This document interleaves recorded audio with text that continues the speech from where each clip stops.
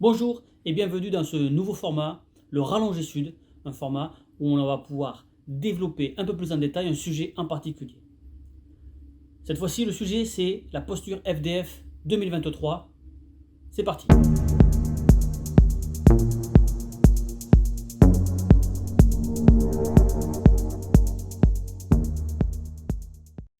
En Gironde, la stratégie a toujours été l'attaque du feu naissant. Il est coutume de dire qu'au départ du feu, un verre d'eau suffit. Et vous imaginez les quantités d'eau que l'on a dû mettre pour venir à bout d'un feu comme le feu de forêt de l'Andiras. Cette stratégie du feu naissant, elle est toujours d'actualité en Gironde. Elle a même été renforcée par un certain nombre de dispositifs nouveaux pour 2023. L'autre pendant de la stratégie girondine d'attaque de feu de forêt est d'avoir des CCF pénétrants, capables d'aller au plus près du feu de forêt dans le massif. Cette stratégie, elle aussi, est toujours d'actualité, mais va être complémentée par de différentes techniques afin d'avoir une stratégie d'attaque plus ouverte, plus réactive, capable de s'adapter à notre terrain et aux différentes typologies de feux de forêt que l'on va pouvoir rencontrer dorénavant. Honnêtement, certains pensaient qu'on allait abandonner la stratégie des CCF pénétrants. Non, il a été acté, décidé, que cette stratégie serait toujours vivante et serait complétée et non pas remplacée.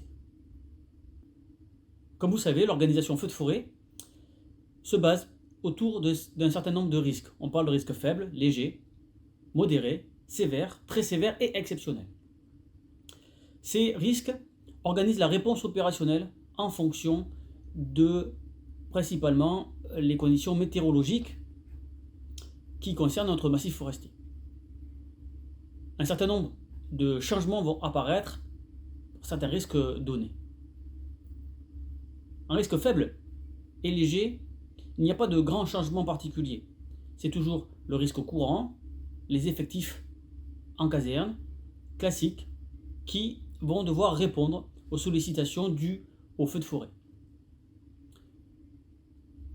Les tours de guet seront activés comme à leur habitude en fonction des relevés des visites de secteur et des données météorologiques, en discussion entre le chef de colonne du secteur et l'OPRN au CODIS. Il y a la petite réunion du matin pour organiser tout ça et ils décident de la montée ou non des pylônes en risque léger et faible.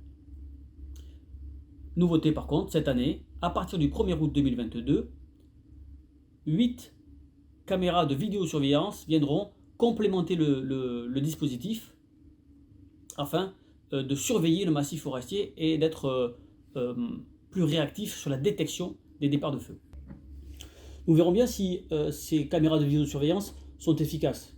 En vrai, elles fonctionnent déjà dans d'autres départements et elles ont l'air de fonctionner. On va laisser quand même un peu de temps et de place à ce que la technique se mette en place et ce que nous maîtrisions ce nouvel outil. Nous voyons de bon augure quand même le fait que s'il n'y a personne dans les pylônes, ça veut dire qu'il y a un peu plus de monde dans les camions et honnêtement, dans beaucoup de casernes, on est à un près pour armer les unités, alors on pense que c'est une bonne nouvelle. La posture en risque modéré va être chamboulée. Il va être créé 7 zones de défense feu de forêt. Dans chacune de ces zones feu de forêt va être positionné un GIF. Un GIF sera composé d'un chef de groupe, de 4 CCF, et dans ces CCF seront installés nos FDF2. Il n'y aura pas de VLHR pour les GIF. Les FDF2 seront donc directement installés dans nos CCF.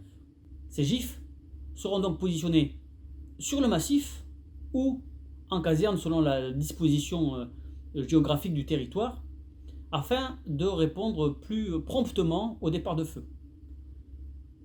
Il sera organisé une glissade des différents GIF en fonction du nombre de départs de feu, un peu sur le principe de la couverture de secteur, de manière à pouvoir avoir toujours un maximum de GIF au plus près du départ de feu suivant.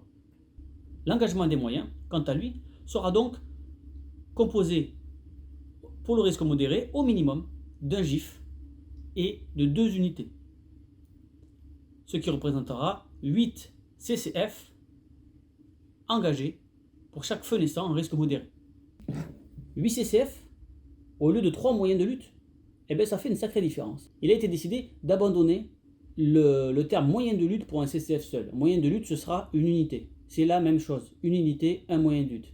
Donc c'est ou de 3000, ou de 6000, ou à la limite une unité mixte, 6000, 3000, pourquoi pas.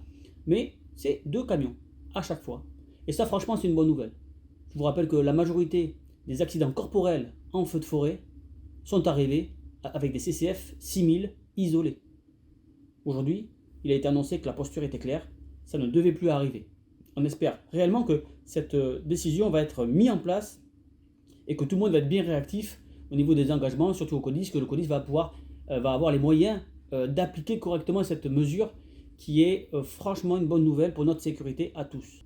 Il n'y a pas d'annonce particulière sur l'organisation des gardes forêts qui devrait être sensiblement du coup du même fonctionnement que celui qu'on connaît habituellement, avec une décision du risque la veille et une posture opérationnelle pour le lendemain. Je profite de cette vidéo pour alerter un petit peu le personnel. Les gardes forêts s'éternisent de plus en plus longtemps. On a vu cet été 2022 des gardes forêts traîner tard dans la soirée, voire même dans la nuit. Et la question est posée haut et fort, qu'en est-il de la restauration du soir dans ce dispositif? On prévoit le risque la veille, donc on prévoit une heure de fin d'écoute aléatoire dès la veille. Comment se fait-il que nous ne puissions pas profiter des dispositifs prévus pour la restauration du soir? Dans beaucoup de casernes forestières, il n'y a pas de relève le soir, et donc les effectifs restent, et les gardes s'éternisent. Il est quand même difficile à imaginer une garde qui se terminerait à 23h à minuit sans s'être restaurée. Et comme cela est prévu par l'établissement la veille, il nous paraît normal que soit mis en place un dispositif capable d'organiser cette restauration. D'autant plus que la question se pose sur les GIF. Comment va être gérée la restauration des GIF si les GIF doivent rester sur le secteur tard dans la soirée? C'est un sujet, je pense, sur lequel nous pourrions tous travailler pour améliorer nos conditions de travail pendant ces périodes de feu de forêt. Pour la posture risque sévère, il y a aussi quelques modifications. Les GIF seront renforcés par 7 unités en garde postée. Il y aura aussi la mise en garde de 2 GPF par groupement forestier. Donc les 4 groupements forestiers seront équipés de 2 GPF, soit 8 au total. Dans le groupement centre, nous verrons apparaître l'astreinte renforcée. L'objectif de cette astreinte renforcée est d'armer 4 P4, un chef de groupe et un GIF, capable de réagir si un feu violent venait à se déclarer, consommateur de beaucoup de moyens.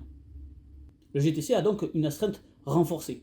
Il a été évoqué le fait que, en vérité, les groupements extramétropolitains venaient renforcer toute l'année la métropole sur la partie sanitaire, et pourquoi pas, du coup, que le groupement de centre, le GTC, au sens large, pourrait renforcer les groupements extramétropolitains pendant la saison feu de forêt.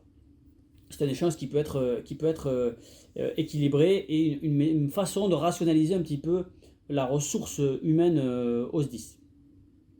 À voir si ça va être réalisable et les conditions de cette astreinte renforcée pour lesquelles on n'a pas trop de détails quand même. Enfin, l'engagement minimum en risque sévère et au-delà sera de 4 unités, un GIF, 2 GPF et 2 moyens d'alimentation. Voilà pour les grandes lignes de cette nouvelle posture 2023. Nous espérons franchement que cette saison sera plus calme et plus clémente avec nous. Nous souhaitons à tous une bonne saison feu de forêt 2023. Restez vous-même, soyez sudistes.